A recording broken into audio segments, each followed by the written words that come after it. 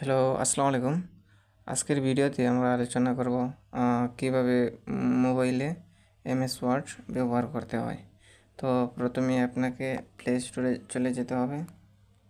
Play store, তারপরে search করতে হবে এমএস ওয়ার্ড। এমএস ওয়ার্ড, এই যেমন এমএস ওয়ার্ড লিখলেই পেয়ে যাবেন।